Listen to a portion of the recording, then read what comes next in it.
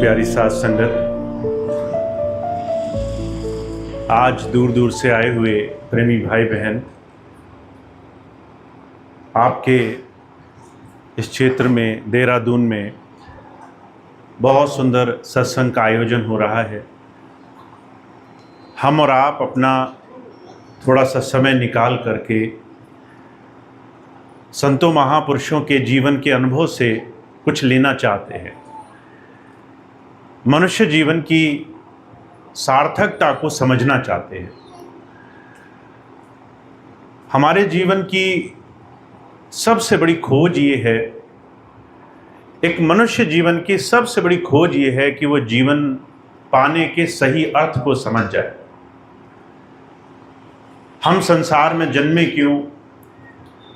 हम संसार में अगर सारी चीज़ों पर नियंत्रण रखते हैं, कंट्रोल अगर हमारा है, हमारे करने से ही सब कुछ होता है, तो फिर एक समय के बाद हमें संसार से जाना क्यों पड़ता है? ये वो प्रश्न है जिसने जुगों जुगों से जिज्ञासुओं को, इंसानों को झंझोड़ा है, सोचने पे मजबूर किया है, खोजी बनाया है, उन्हें दार्शनिक बनाया है। जीवन को सिर्फ संसार की चीजों से जीने से अलग उस ईश्वर के स्वरूप की तरफ बढ़ाने का सिर्फ यही एकमात्र प्रश्न रहा है। पर महाराज जी कहा करते थे, यह प्रश्न जिसने भी किया होगा उसने अपने जीवन में उस प्रकाश को, उस अंतर्ज्ञान को पाया, उस प्रभु के इस भेद को समझ लिया। और हम और आप जैसे बहुत सारे संसार में अनगिनत लोग आज भी इस प्रश्न को करने से बच रहे हैं। जब तक हम ये प्रश्न अपने आप से नहीं पूछते, तब तक भक्ति की शुरुआत नहीं होती है। जब आप यहां से भारत से थोड़ा भ्रमण करेंगे, पश्चिम देशों में जाएंगे, दूसरे देशों में जाएंगे, तो पश्चिम देश में लोगों ने मान लिया है कि जीवन आनंद के लिए, संसार के सुख भोगने के लिए मिला है। परमात्मा ने जो भी जीव जंतु, पशु पक्षी, संसार की वस्तुएं बनाई, वो इंसान के भोगने के लिए बनाई। इसलिए मांस खाना पूरी तरह उचित है, क्योंकि भगवान ने पशु बनाए ही इसलिए ताकि वो हमारा आहार बन सकें। ये पश्चिम की सोच है। पश्चिम की सोच ये है विदेशों की कि हमारे जीवन में हम मरने के बाद कहीं लुप्त हो जाते हैं। हमारा शरीर खत्म हुआ और उसके बाद हमें कोई लेना देना नहीं। पर महाराज जी कहा करते थे, हमारे भारत के संतों ने, महात्माओं ने, ऋषियों ने, मुनियों ने इस बात को ऐसे ही नहीं मान लिया। उन्होंने बड़ी खोज करी और एक छोटी से छोटी चीज पर सवाल किए हैं। बार बार लोगों से प्रश्न किया, तर्क किया कि अगर तुम्हारे जीवन में तुम्हें सिर्फ संसार भोगना था, तो इतना नियंत्रण क्यों, इतना भाग दौड़ क्यों? जो मिलता वो भी तो सुखी होता। हर एक चीज तुम्हारे हिसाब से क्यों चलनी जरूरी है, अगर आखिरी में तुम्हारा हिसाब चलना ही नहीं है? अगर आखिरी तक तुमने बहुत कुछ बनाया और वो छूट ही जाना है, तो सारा जीवन ये क्यों किया? जब बहुत महापुरुषों ने हम और आप जैसे अनगिनत लोगों के सामने ये सवाल रखा, जीवन को समझना होगा। जीवन संसार में संसार के पीछे भागने के लिए नहीं मिला।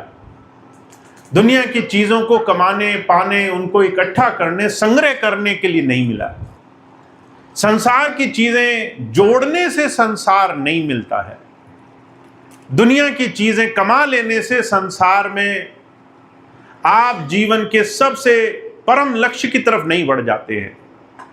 संसार की चीजें जरूरी हैं, कर्तव्य जरूरी है, जिम्मेदारियां जरूरी हैं, दुनिया के लेन देन के जगत में अच्छा योग्य बनना जरूरी है, पर यह अंतिम सच नहीं है। अगर आपने सब कुछ पाया, सब कुछ किया, तो भी आपके जीवन बड़ी से बड़ी चीजें आपके हाथ से निकल जाएंगी। और हमारे स्वामी जी महाराज कहा करते थे, ज्ञानी अज्ञानी, जानकार अनजान, पढ़ा लिखा विद्वान या फिर अनपढ़, सभी इस बड़ी भारी भूल में हैं कि उन्हें सच पता चल गया है, जीवन का भेद वो समझ गए हैं, माया को उन्होंने समझ लिया है। माया क्या है इस बात का हमें और आपको पता है, ये संसार की सबसे बड़ी भूल है। हम ये सोच रहे हैं कि संसार में हम जीत रहे हैं। हम ये संसार की लड़ाई, संसार का द्वंद्व, हर रोज इसमें उलझन में जो हम फंसे हुए हैं, ये हम संसार से जीतने की दिशा में जा रहे हैं। महापुरुष कहा करते थे, इस बात की भूल में मत रहना। हम और आप मन बुद्धि से चाहे जितना भी सोचते हो, हमारा चित्त, हमारी आदतें, हमारे जीवन जीने का तरीका अभी भी संसार की तरफ बह रहा है। आप इसका कैसे अंदाजा लगा सकते हो?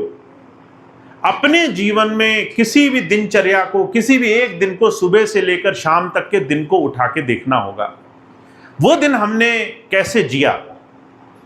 और आपको आश्चर्य होगा, आपको यकीन नहीं होगा, हम सुबह से लेकर के रात तक संसार की चिंताओं में, संसार में लोगों की सोच विचारधारा, लेना देना, जड़ जगत, संसार की मान बढ़ाई में, बड़ी बड़ी चीजों में उलझ करके जीवन जी रहे हैं। इसीलिए कबीर साहब ने जो सबसे पहली किसी भी जिज्ञासु के सामने, यहां मैं आपको सत्संगी भी नहीं कहता, यहां आप धर्माचारी हैं ये भी नहीं कहता, आप जिज्ञासु बन जाएं। और जिज्ञासु बन करके सबसे पहला प्रश्न क्या करें? कहा, कंचन तजना सहज है, सहज त्रिया का ने, मान बढ़ाई ईर्षा तजनी दुर्लभ। ये माया को समझने का प्रयास करें।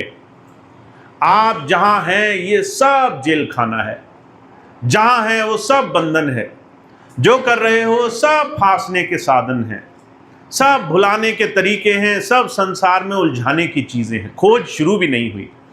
खोज शुरू तब होती है जब आप खुद एकांत में बैठते हो और आप अपने जीवन में आप क्या कर रहे हो, उसका क्या बनेगा, इस चीज पर थोड़ा सा चिंतन करना शुरू करते हो। तो जब संतों का हमें सानिध्य प्राप्त हुआ, जब स्वामी जी महाराज मिले, तो उन्होंने हमें सोचने पर मजबूर किया।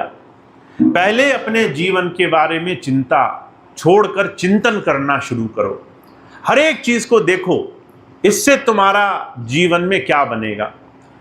बड़ी सुंदर हमें स्वामी जी एक घटना सुनाया करते थे। भगवान राम जब लंका पर विजय प्राप्त करके वापस आए, अयोध्या पहुंचे, तो जिसने भी भगवान की मदद करी, उसको भगवान ने सबके सामने पुरस्कृत करने का, उन्हें सम्मानित करने का मन बनाया। सबको बहुत कीमती कीमती चीजें दी गई कि बहुत बड़ा महायुद्ध था, रावण जैसे पराक्रमी राजा के खिलाफ तुमने सब कुछ त्याग करके युद्ध लड़ा, हम तुमसे बहुत खुश हैं। भगवान ने सबको कुछ न कुछ दिया।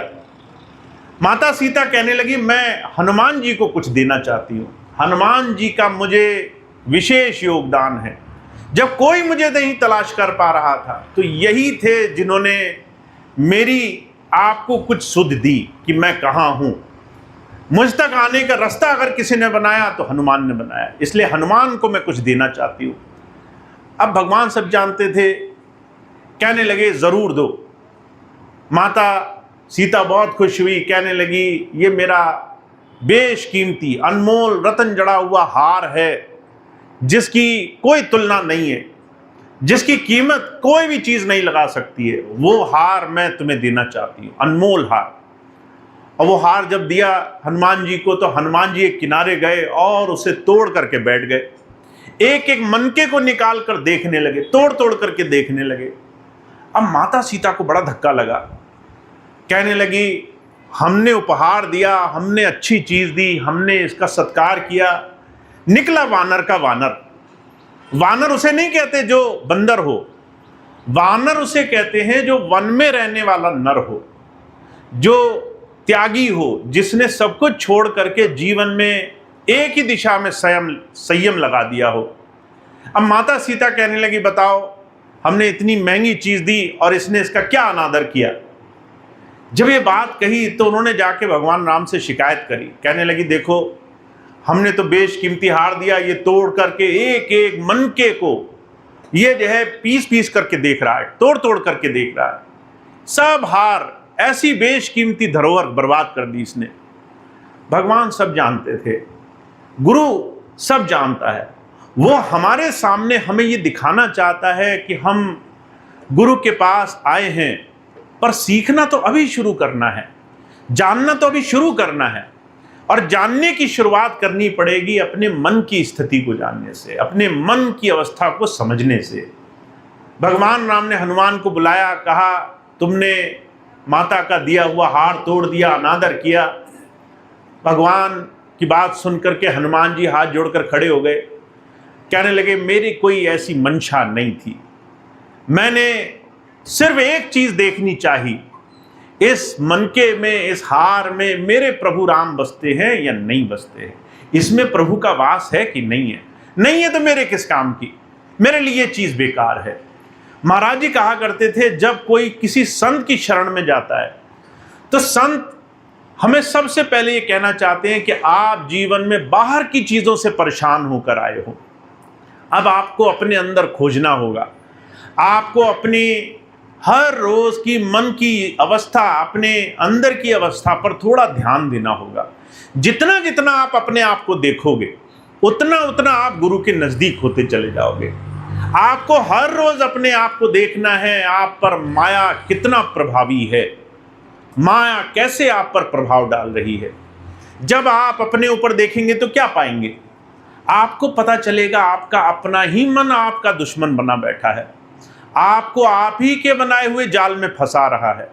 जैसे मकड़ी होती है ना, मकड़ी जब जाला बुनती है तो उसका अंत भी उसी जाले में फंसकर होता है। कहते हैं ये हमारा संसार में हर एक छोटे से छोटे चीज का जो हमने अपने मन में फैलावा बांधा है, ये मन उस फैलावे में हमें फंसाए रखता है। अब आप कल्पना करके देखिए, आप सुबह उठेंगे, मन में संसार की ऐसी ऐसी चीजों की चिंताएं लगेंगी जिसको शायद आप अपने जीवन में कभी भी ना करें। 100 में से 90 काम आप कभी नहीं करेंगे, पर उसकी चिंता में आप अपना ज्यादा से ज्यादा समय खर्च करेंगे। ऐसी ऐसी चीजों में मन लगा रहता है, ऐसी ऐसी बातों में मन उलझा रहता है। कई बार तो मैं सत्संगी भाई बहनों को देखता हूं, लोग तर्क वितर्क में इतना उलझ जाते हैं। अगर कोई चीज दाएं रखनी थी तो दाएं क्यों रखी गई, बाएं क्यों नहीं रखी गई।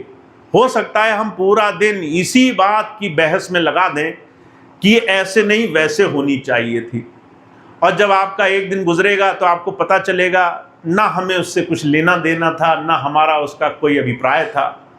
हम संसार में ऐसी ऐसी चीजों में फंसे हैं जिसकी कल्पना तक आप नहीं कर सकते हैं। महाराज जी कहा करते थे, संत आपको सहज बनाना चाहता है, पहले अपने आप को संसार से, संसार के बंधन से आजाद करना चाहता है। मुझे याद है स्वामी जी अक्सर एक बात कहा करते थे। एक बार स्वामी जी के पास एक बहुत बड़े विद्वान आए, स्वामी जी के पास आकर बैठे, कहने लगे मैं आपसे धर्म चर्चा करना चाहता हूँ। स्वामी जी संडीला आश्रम में बैठे थे, स्वामी जी ने बड़ा सत्कार किया, खिलाया पिलाया, उनसे खूब बात की। जब वो भाई चले गए, जाने लगे, तो स्वामी जी कहने लगे आम सत्संगी से इसको ज़्यादा समय लगने वाला है, ये ज़्यादा समय लेगा अपने आप को धर्म में लगाने के लिए। जब ये बात कही तो कुछ लोग बैठे थे, उन्होंने पूछा स्वामी जी ऐसा क्यों, ये तो ज़्यादा जानता है। स्वामी जी कहने लगे ज़्यादा जानना ही सबसे बड़ी परेशानी की समस्या है। ये इतना जानता है कि इसके आगे कोई और जान ले तो इसको बड़ा बुरा लगेगा, कोई और इसको कुछ बताए तो इसका अहंकार चोट खाएगा, ये उसी में उलझ करके रहेगा। इसलिए स्वामी जी एक बात कहा करते थे, सभी महापुरुषों ने इस बात को दोहराया है, पढ़े लिखे को पहले अनपढ़ बनाना पड़ता है, उसके बाद उसके अंदर नए नाम का रंग, नई उस प्रभु की दया का भाव हमारे जीवन में पनपता है। तो हुजूर कहा करते थे, जब आप अपने आप को किसी संत की नजदीकी में पाएं तो सबसे पहले आपको अपने जो पन का भाव है, ये सारी चीजें समर्पित करनी पड़ती हैं, शरणागत करनी पड़ती है। जब तक आप अपने जीवन में अपने आप को गुरु चरणों में झुका नहीं देंगे, तब तक आप अपने आप से अपने ही मन के तरह तरह के भावों से बंधे रहेंगे। 24 घंटे आप अपनी ही बनाई हुई दुनिया में जीते रहेंगे। आप अपने ही बनाए भावों में सारा जीवन उलझ कर रहेंगे। आपको गुरु ज्ञान क्या है उस पर चलने का भाव नहीं मिलेगा। आप उस दिशा में आगे नहीं बढ़ पाएंगे। तो हमें सबसे पहली बात ये समझनी है, संतों महापुरुषों ने जब कुछ पाया तो उन्होंने अपने जीवन में पहले शरणागत होना सीखा। कहा, पहले दाता शिख भया जिन तन मन अर्पा शीश, पाछे दाता गुरु भया जिन नाम तरी बख्शीश। पहले अगर प्रभु भी संसार में आया तो उन्होंने शिष्य क्या होता है ये बनकर दिखाया। हमारे स्वामी जी महाराज पहले हुजूर के शिष्य हुए। पहले शरणागत क्या होती है ये उन्होंने जीवन में उसकी बड़ी चरम सीमा पाई। पहले महाराज जी बाबा जी के शिष्य हुए। पहले भगवान राम गुरु वशिष्ठ के शिष्य हुए। पहले वो प्रभु अगर संसार में आया तो उसने किसी को अपने से ऊंचा स्थान दिया और उसने अपने आप का जो भी सांसारिक भाव था वो समर्पित किया, वो सारा गुरु चरणों में झुका दिया।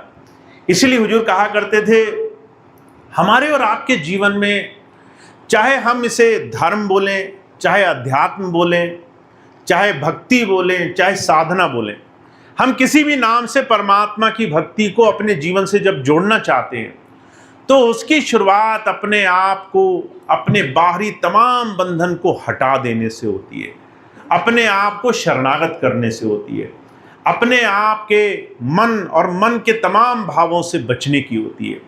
तो कबीर साहब एक छोटी सी बात कह रहे हैं, कहते सबसे पहली चीज तुम्हें ये स्वीकार करना है कि तुम गुरु के पास आए हो पर तुम अभी भी मन से बहुत सारी दूसरी चीजों को गुरु और अपने बीच में रखते हो।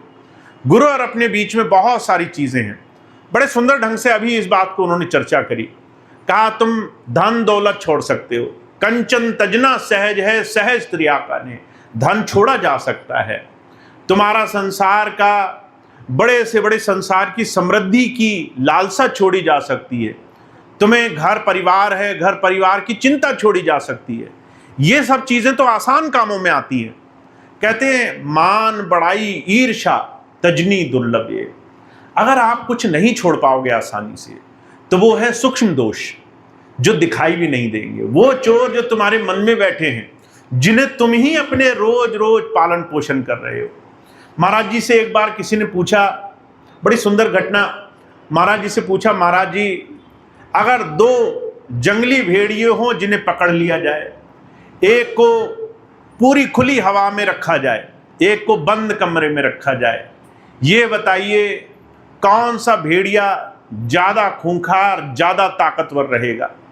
तो लोगों ने सोचा हवा पानी का लेना देना होगा, तभी महाराज जी ने हवा का जिक्र किया। एक खुली हवा में है, एक बंद कमरे में है। तो लोगों ने सोचा जो खुली हवा में होगा वो ज़्यादा हष्ट-पुष्ट रहेगा, वो ज़्यादा ताकतवर होगा। तो महाराज जी कहने लगे वो ज़्यादा ताकतवर होगा जिसको तुम रोज खिलाते होगे, जिसको रोज तुम सेते होगे। अगर मन अंदर बैठा है और रोज तुम उसको रोज खुराक दे रहे हो, उसकी हर एक बात मान रहे हो, ये मन चाहे अंदर बैठा है, दिख नहीं रहा है, फिर भी तुम इसको रोज खुराक दे रहे हो। अगर मान बड़ाई का प्रश्न आ गया तो मन की मान ली तुमने, अगर निंदा चुगली का प्रश्न आ गया तो मन के आगे झुक गए तुम, अगर तुम्हारे जीवन में ईर्ष्या किसी से हो गई, तुमने मन को खूब बढ़ावा दिया, इसके कभी विरुद्ध नहीं खड़े हुए। तुमने एक बार नहीं कहा कि मन से ईर्ष्या करना गलत है, मान बड़ाई किस चीज की करनी है, लालच किस चीज का करना है, कभी तुमने ना नहीं बोला, मन को रोज भोजन देते रहे। तो महाराज जी कहा करते थे ये मन का भेड़िया एक दिन खड़ा हो जाएगा और उस दिन, जिस दिन तुम कहोगे कि मेरा ध्यान उस प्रभु में लगा होना चाहिए, उस दिन ये दुनिया की तरफ तुम्हें ले जाएगा। तो आपकी लड़ाई दुनिया में किसी से नहीं है, दुनिया में कोई आपका शत्रु नहीं है। आप ये कल्पना ही मत करिए कि दुनिया में कोई इंसान आपका बुरा भी कर सकता है। अगर कोई आपका बुरा कर सकता है तो आपके अंदर आपका ये मन है। कबीर साहब कहते हैं मन लोभी, मन लालची, मन चंचल, मन चोर, मन के चले मत चालिए, मन पलक पलक कछुओर। मन में लालच भी भरा है, मन चोर भी है, मन आलसी भी है, मन मक्कार भी है। तुम जब भी मन से कहोगे कि मेरे एक अच्छे काम में हाथ बटाओ, तो मन क्या कहेगा? खुद अपने आप से सुनना। कभी कहेगा मैं बहुत थका हूं, कभी कहेगा बहुत परेशानी है, कभी कहेगा जीवन आसान नहीं चल रहा, कभी कोई और बहाना बना देगा। और तुम्हारी कमजोरी ये रहेगी, तुम उस बहाने को मान लोगे, तुम उस बहाने को खूब अपने सर माथे रखोगे। मैं तो कितने ऐसे लोगों से मिलता हूं, जब उनसे कहो थोड़ी देर गुरुजी की याद करी तो कहते भैया जी मन नहीं करता, मन नहीं लगता। मैंने कहा खाने पीने में, वहां बहुत मन लगता है। मैंने कहा घूमने फिरने में, अच्छे कपड़े खरीदने में, चाहे कितनी ही अलमारी भरी हो, अच्छा कपड़ा खरीदना है, मन बिल्कुल मना नहीं करेगा, कोई परेशानी नहीं है, 2 और ला सकते हैं। पर अगर अच्छा काम करना हो तो मन आपको एक बार मना जरूर करेगा, और जब वो मना करता है तो हम उसकी मानते हैं। ये हमारी सबसे बड़ी कमजोरी है। महाराज जी कहा करते थे तुम्हें मन से लड़ाई लड़नी पड़ेगी। कहा सूरमा का रण में जूझना, घड़ी एक का काम, नित उठ मन से जूझना, बिन खांडे संग्राम। तुम्हारी लड़ाई दुनियादारों से नहीं है, समाज से नहीं है, तुम्हारा कोई विरोधी नहीं है। अगर कोई तुम्हारी बुराई भी कर रहा है ना, तो तुम्हें तो उस मालिक का शुक्रिया अदा करना चाहिए।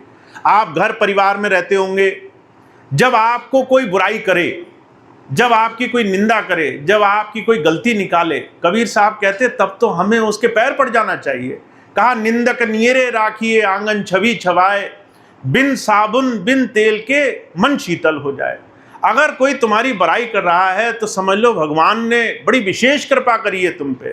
तुम्हें कोई नहीं सच बता रहा था, एक को भेज दिया उन्होंने कि वो आकर तुम्हें ऐसा बोलेगा जो तुम्हें पसंद नहीं आएगा, और उस बात से तुम अपने आप को बार बार झंझोड़ने के लिए विवश हो जाओगे। जो तुम्हें रोज मीठा मीठा बोला जा रहा था, उसमें कोई कड़वा बोलने वाला आ गया, और कड़वा जब बोलेगा तो तुम विवश हो जाओगे अपने आप को दोबारा सोचने पर कि क्या मैं सच में बुरा हूं। उस वक्त तुम्हारी थोड़ी सी बुराई दूर करने का अवसर मिल जाएगा, तुम्हें थोड़ा सा अपने आप को अच्छा बनाने का अवसर मिल जाएगा। कबीर साहब करते थे तुम्हारी लड़ाई दुनिया से नहीं है, संसार तो तुम्हारा भला करना चाहता है।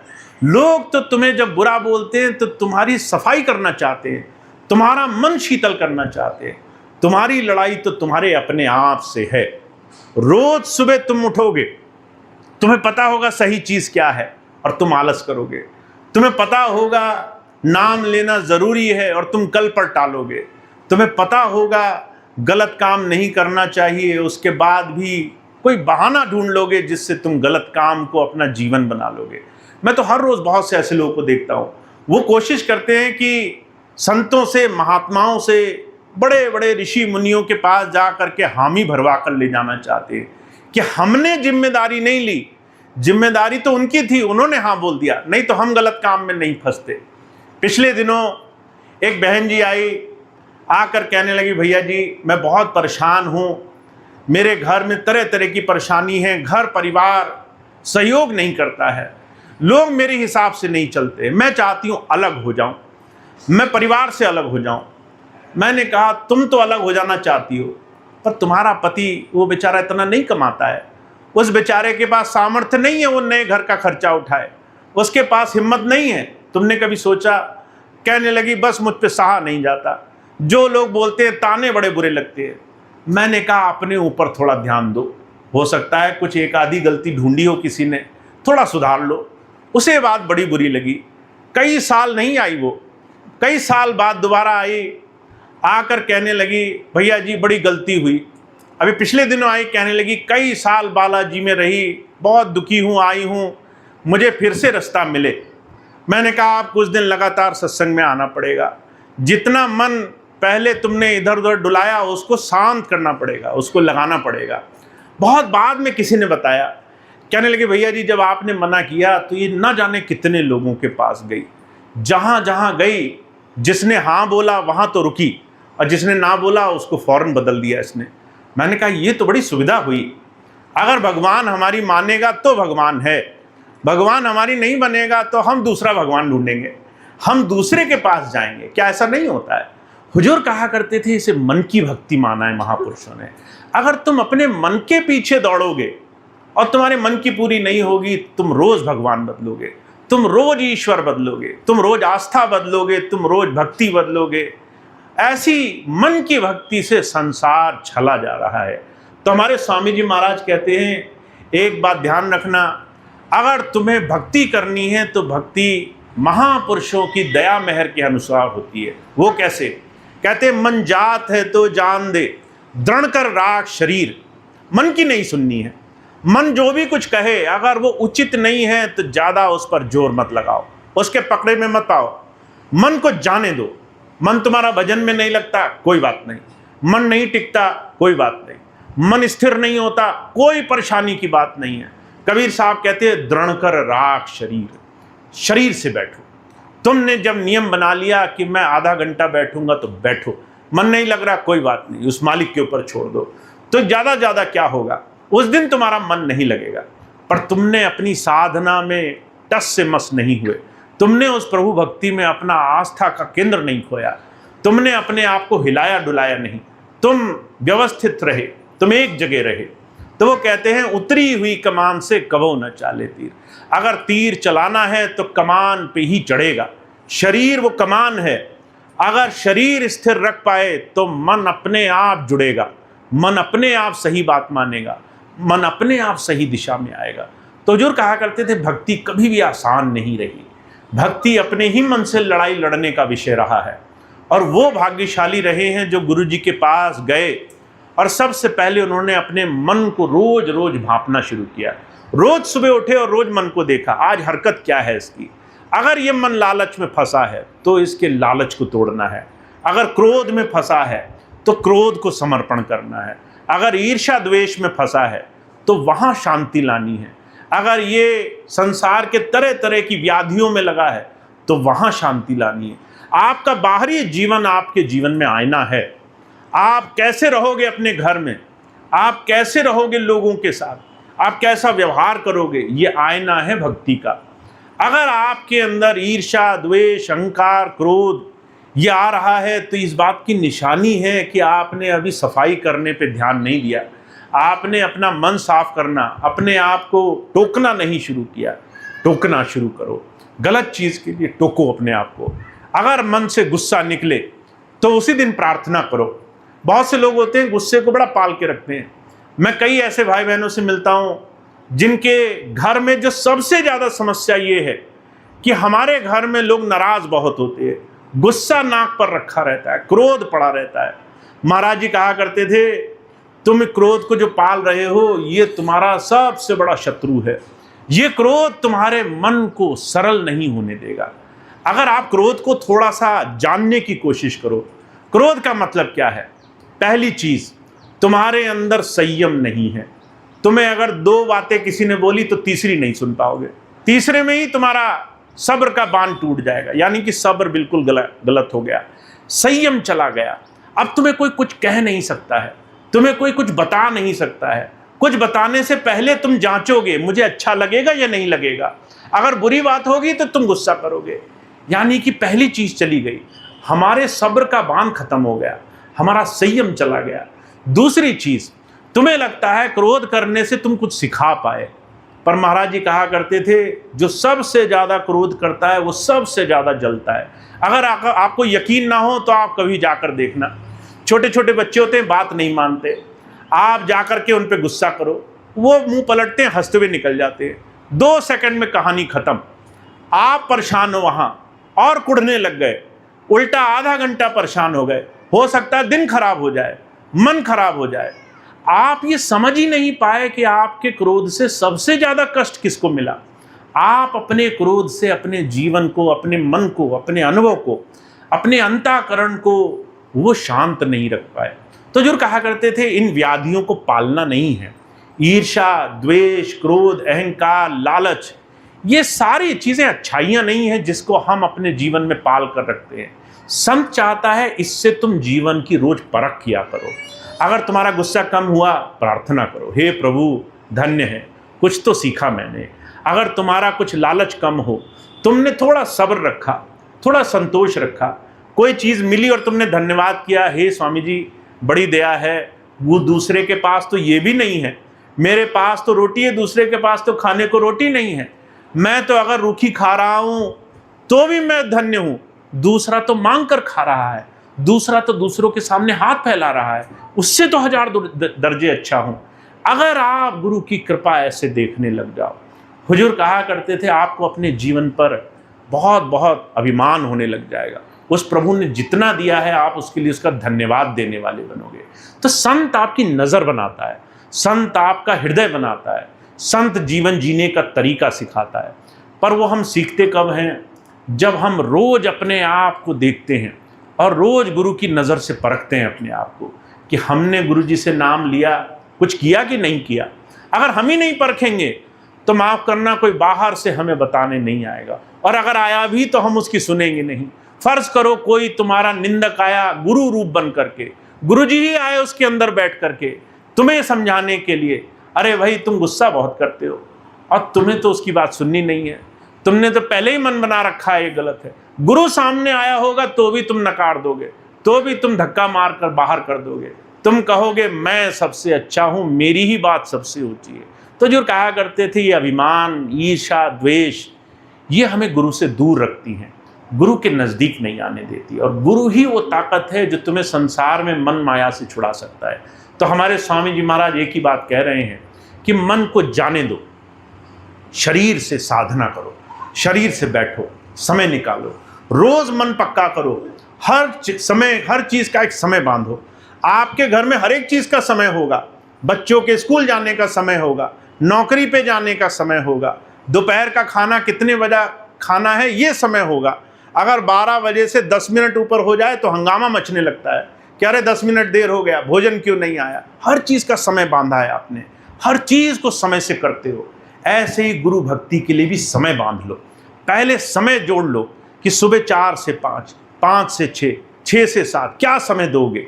उस समय किसी और चीज़ को बीच में मत आने दो, कोई और चीज़ आए भी तो नकार दो उसे, इस समय कुछ और नहीं होगा, इस समय बस यही होगा। और अगर आपका मन ना भी लगे तो शरीर से बैठना है। जब आप बैठोगे तो आप पाओगे 2 दिन, 4 दिन, 10 दिन मन हरकत करता है, 11वें दिन मन हार मान लेता है, कहता है मुझे इसके हिसाब से चलना पड़ेगा, जो ये चाहता है वो मुझे करना पड़ेगा, जो ये जिस रास्ते पर ले जाना चाहता है उस रास्ते पर मुझे लगना पड़ेगा। तो गुरु की भक्ति ये हमें बहुत संयम साधना से करनी पड़ती है। और आज के समय में तो और ज़्यादा। मैं बहुत से भाई बहनों को आज विनम्र अनुरोध करता हूँ जिन्होंने नाम लिया है, आपने नाम तो लिया है पर आज इस कलयुग में आप इस नाम को टाल रहे हो, इस नाम को छोड़ रहे हो, इस नाम को आप किनारे कर रहे हो। और उम्मीद आपकी ये है जब अंत समय आएगा तो गुरु जी खड़े रहने चाहिए, गुरु जी वहाँ पर आपकी ही तैयारी करे बैठे रहने चाहिए। पर आप नाम में समय नहीं दोगे, आप नाम में थोड़ा सा भी समय नहीं निकालोगे, तो हमें इसको ईमानदारी से परखना पड़ेगा। मैं एक ही चीज़ कहता हूँ, आपने रोज दिन में से 10 मिनट निकालने का मन बनाया और वो भी नहीं दिया आपने कहा 1 मिनट 2 मिनट दिया, आपने कहा बहुत हो गया, अब इससे ज़्यादा नहीं होगा। सोचो अगर आप विपत्ति में हो, परेशानी में हो, तकलीफ में हो, आप अपने गुरु को याद कर रहे हो और गुरु जी भी घड़ी खोल करके बैठ जाए, कहे भाई 10 मिनट बोला था, 1 ही मिनट का समय है, इससे ज़्यादा भी नहीं है मेरे पास, तुम रहने दो, तुम खुद ही देखो, अपना खुद ही हिसाब करो। सोचो फिर हमारा क्या होगा अगर हम ईश्वर के साथ बेईमानी करेंगे। सोचो अगर गुरुजी आ गए इसी स्थिति पे, तब तो कहीं के नहीं रह जाएंगे। तो हमें ये चीज़ समझनी होगी, हमें मन को साधना पड़ता है अगर हम गुरु से प्रेम करते हैं तो आज के समय में बहुत ज़रूरी है।